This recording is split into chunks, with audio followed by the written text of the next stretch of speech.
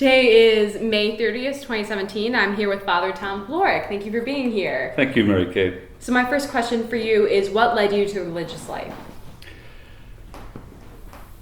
My family, I grew up in a bicultural family, so I learned a lot about different worlds. No one world held it all. So they prepared us, the four of us, how to face conflicts and reconciliation in a very diverse world.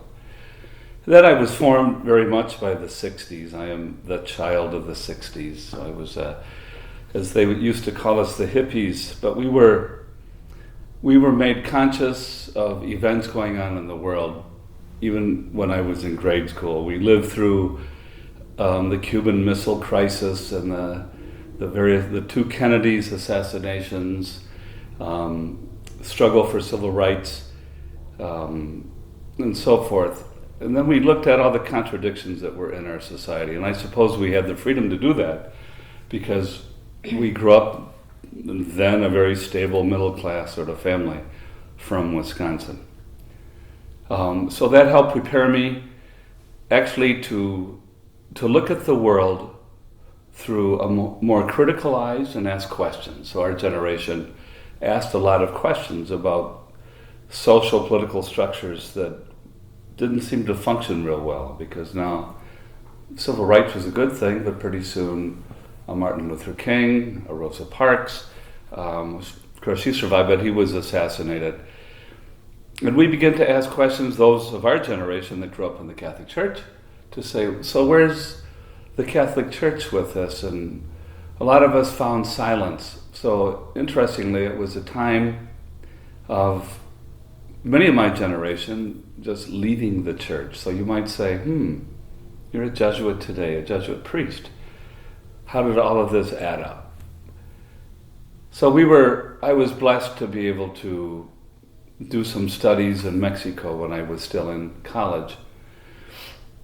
And that began to open my eyes a lot to how a church, the Catholic Church, and certainly in Mexico and then in Central America, because it was a time of conflict between those that had property and the majority of people who didn't. And there were more and more church people that were standing up for human rights in Central America. So that began to raise questions even about the church. What is the Catholic Church? Is it just going to church on Sunday? Is it the faith of catechism? But does it have feet on the ground, and does it work for social justice and to build a better community? So those are some of the questions and some of the roots that led me eventually back to the church when I was in my 20s and had graduated from college. All right, great. So then my next question would be, why did you choose the Jesuits? So yeah, God has a sense of humor. I'm what's called a phone book Jesuit. That means I didn't know Jesuits growing up, nor did I go to any Jesuit institutions. Let's say for an active lifestyle in my early 20s, I found myself in bed for a couple of months. And I had read everything in my bookshelves, except a couple books by an author by the name of Teilhard de Chardin. And maybe it was just the right moment of my life, but here was a priest, a Jesuit priest, who's a philosopher, theologian, biologist, and began to make connections between faith and culture, faith and the real world. And I was in Milwaukee, Wisconsin at the time. So I began to go to church that I hadn't been to in years at Marquette University, and began to just eat up everything I was hearing. And eventually it led me to a Jesuit community at Marquette, and that's where I met my first Jesuit, and so the rest is history. Great. So can you tell us about your formation and your academic background? I know you touched on the academic background a little bit. So I did my undergraduate work at Racine Dominican with the Dominican sisters, who also continued to raise our consciousness for political issues that were happening at the time. So it was the Dominican sisters and their linking faith with social justice. that began my formation, even though I wasn't in the Jesuits at the time. And then just before I joined the society, I did a graduate program in early childhood development at the Erikson Institute. So it's Erik Erikson, Jean Piaget, Anna Freud, even though Anna Freud wasn't at the school, but these were for whom the school was named.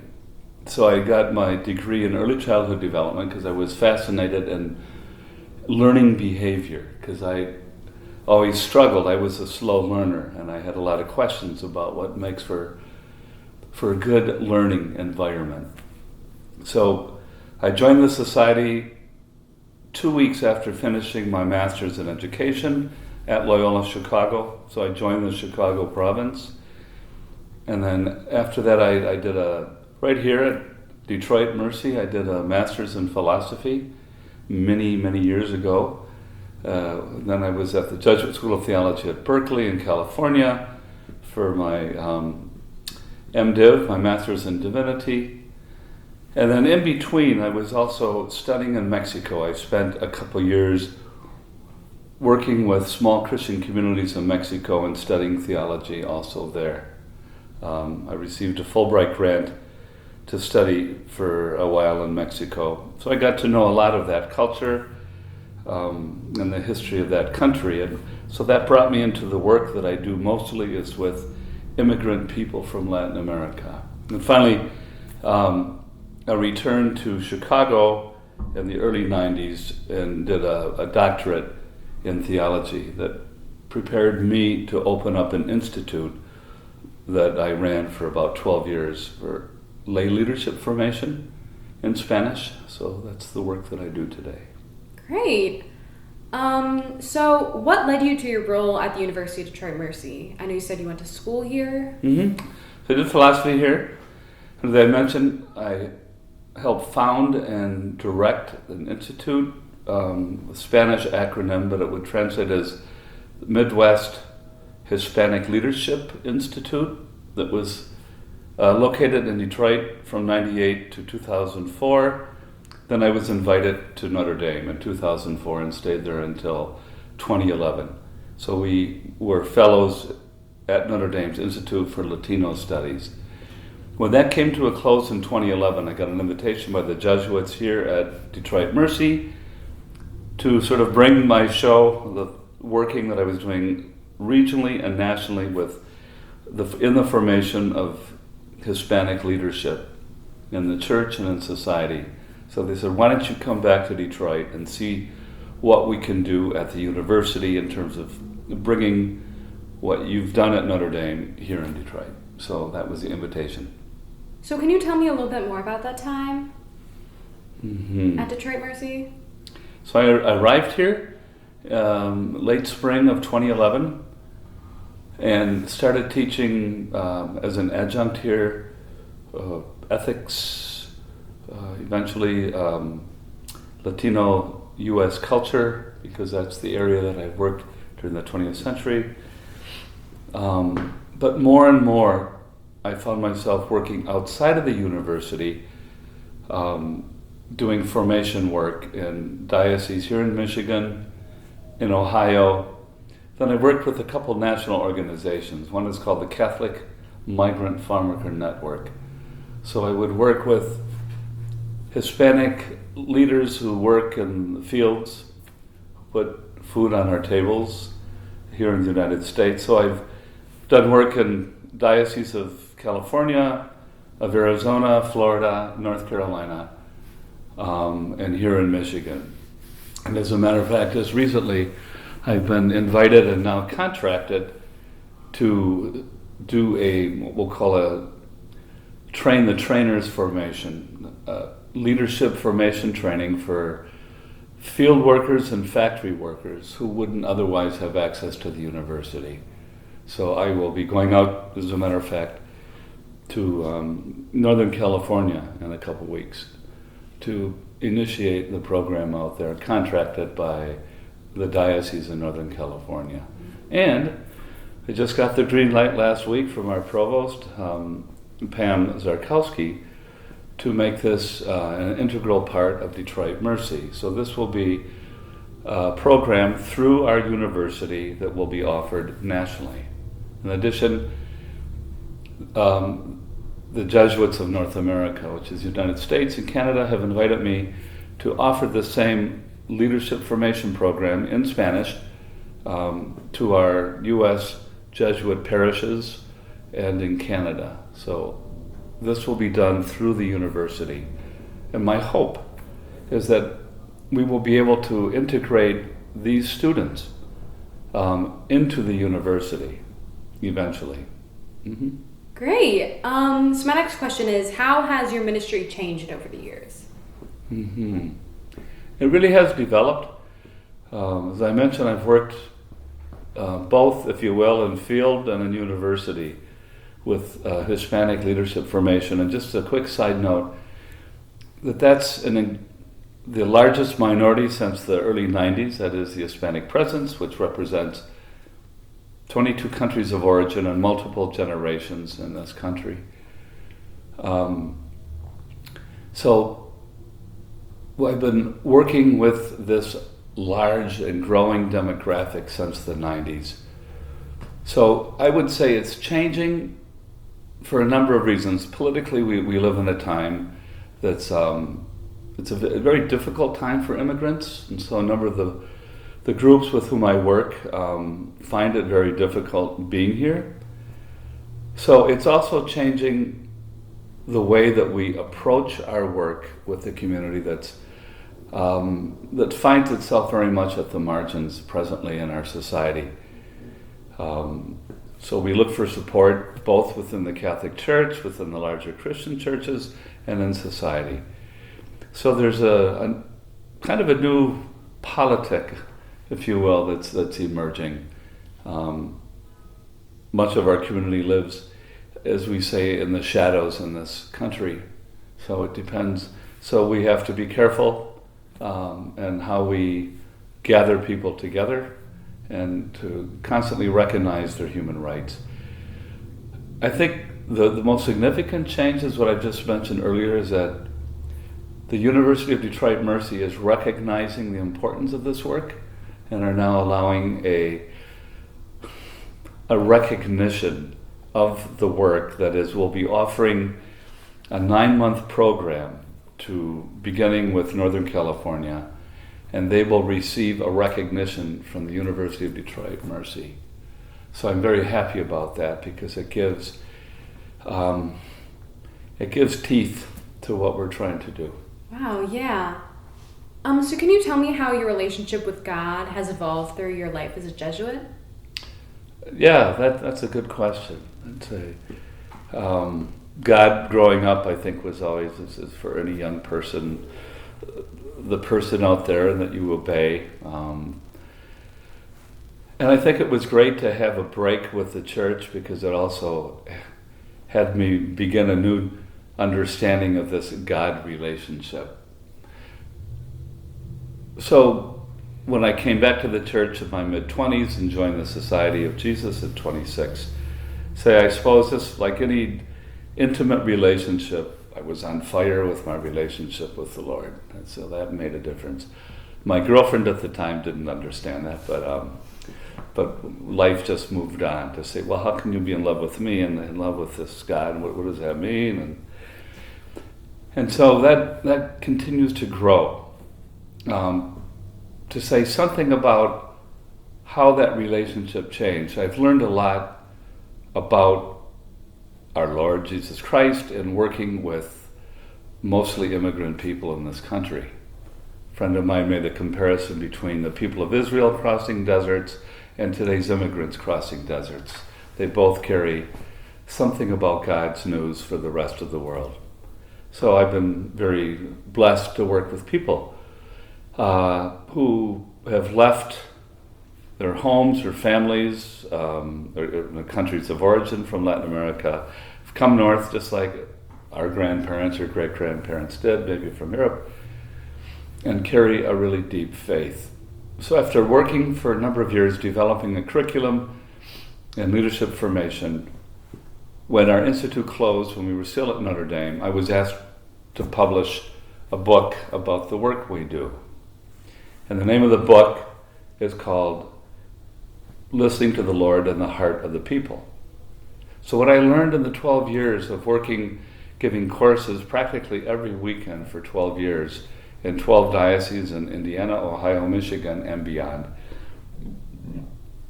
there's something about this God that wasn't just an I-thou relationship, but there was a deep sense of finding God in the heart of the community of people, particularly field workers who would come in from the field, sit down, and in the course of an adult education model that's not a didactic model, it's very participative. And just the interaction with this group allowed me to see Christ in the heart of the people. And that brought me back to some of the St. Paul's writings. It talks about the body of Christ as an image of God, and I'd say that makes perfect sense to me. My understanding of Christ is the unity of people who come together, and despite the diversity of people, that there's some common goal that they can share. So that would be a development in my own life of who is this God? It's a God that's not distant, but a God that's close, a God who's not jealous for God's laws and is a rewarder or punisher, but it's a merciful and just God who is more concerned about the suffering and safety of God's people than sin. So that's my understanding of God, and it's this God that walks in history from the beginning of time with God's people that, like I said, I find working with a mostly newcomer immigrant community. Great. Can you tell us a little bit about your prayer life, maybe as a Jesuit? Mm-hmm. I know I was getting from a lot of priests that they kind of differ from person to person. Mm-hmm. Sure. It's an essential part of my life, and I'd say the older I get, the more important it becomes. Probably from the first time I went to Mexico when I was 19, well before Jesuits were on my in my view, I learned the importance of just writing down experiences because that would help me focus and remember what I had just been through, because I was always been active. And it took me a while to learn how to reflect, because I just couldn't take the time. It was hard for me to get quiet because of my nature, my character. But I learned by jotting down a few key points of what had just occurred in the previous day or two that would help me focus. And then eventually that developed into this day, so that's from 19 to today, 19 years of age, that I've been keeping note of my activity. And then with that, I began to understand, frankly, where I encounter God in my life. So I begin with an activity. I look at the reality that I live, and then I might read scripture, which I usually do for the day's readings, or maybe something from what the Pope would write, Pope Francis, or maybe somebody like our prophets, Thomas Merton, or a reading of Dorothy Day. And I would let that reading illuminate my experience to say, what's behind it? What more can I get out of the text that I've lived by reviewing it by the light of another text, if that makes sense. And so the prayer has really been my own journey in life and understanding how God, who I find in the heart of people, continues to illuminate my own heart so that I can continue the work that I feel as if I've been asked to do. Great. So I know you already touched on this question a little bit, but can you elaborate on an experience that informed your ideas about social justice? So the school of the 60s, for one.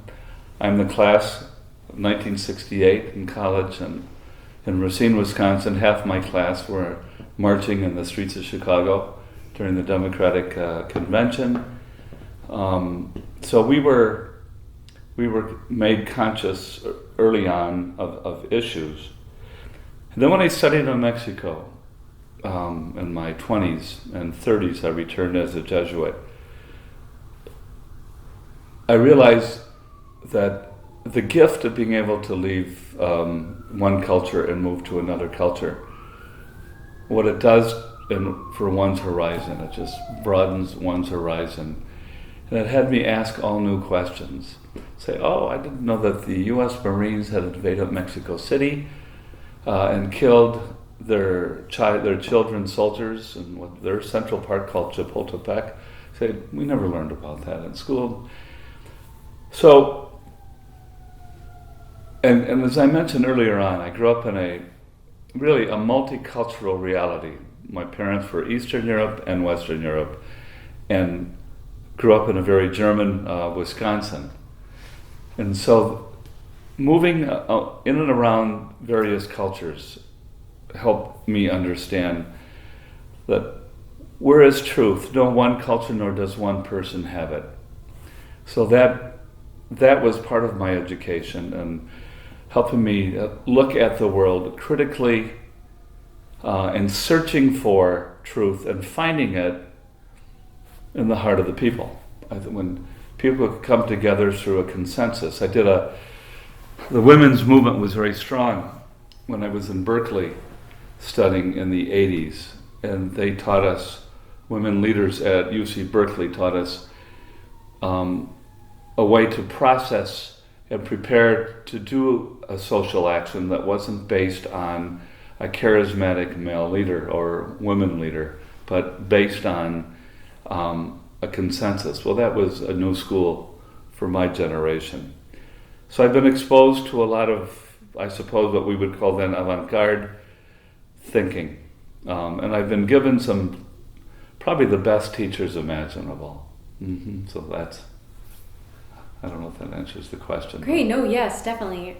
I guess my next question would be, you say you grew up in the 60s, and that's a lot of like new ways of thinking and like, questioning a lot. Do you think that relates to what you do as a Jesuit? I know they're very thoughtful, the Ignatian, I don't know exactly what it's called, but that thought process? Maybe discernment of yeah. how you discern.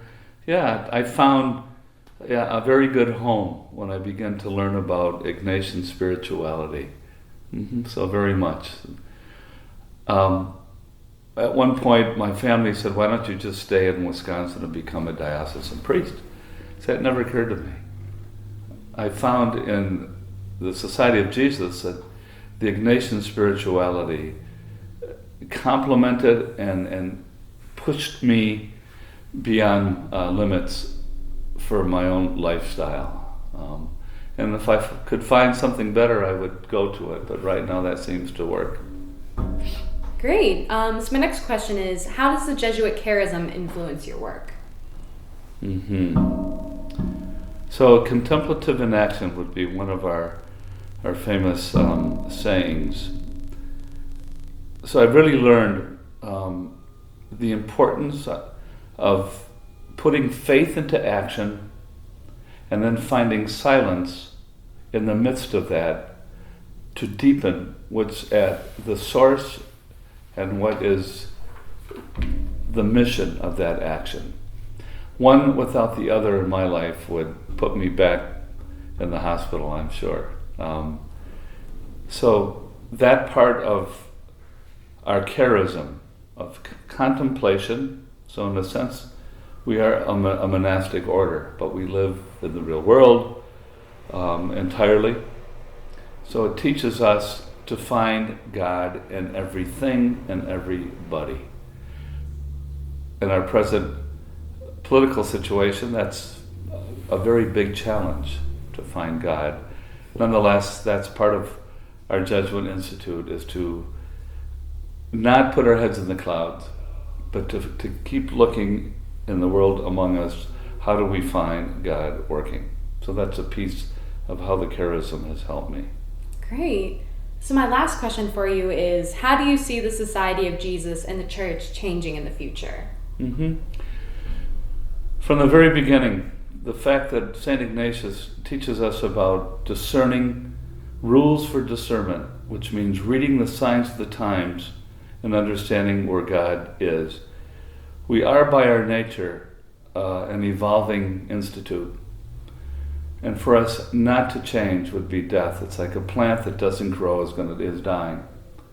So we will and we are changing. I'd say one of the areas that we need to change more rapidly is in our openness to other cultures who are to enter the society in the United States. We are a very diverse people, but Jesuits at this point are only beginning to represent a very diverse face in the United States. So one of the areas I hope it changes quickly is that we are more culturally diverse than we are presently. People have often asked us to say, do you ever envision women being in Jesuit? Say, was that like Jesuit and we're Jesuit? Say that was an experiment actually in our early history. There was a woman, I'm not entirely clear if she took vows or not, but it didn't seem to work. What I would say is this: the fact that we're here as a University of Detroit Mercy, you're women, I'm a guy. This idea of an institute that's one gender, that lives by itself and does our own thinking, that's ended. In all of our Jesuit offices, there are women as there is men, are men. So I would see this growing together. The fact that we're religious men who take vows is absolutely no reason not to collaborate 100% with non-Jesuits, both men and women. So we're moving. I'd say Jesuits are ahead of the game a little bit in that. All right, great. So that was my last question, but is there anything else you'd like to add for the History Project? Oh, thanks. I think I think I'm done. Thank you. All right, great. Thank you so much.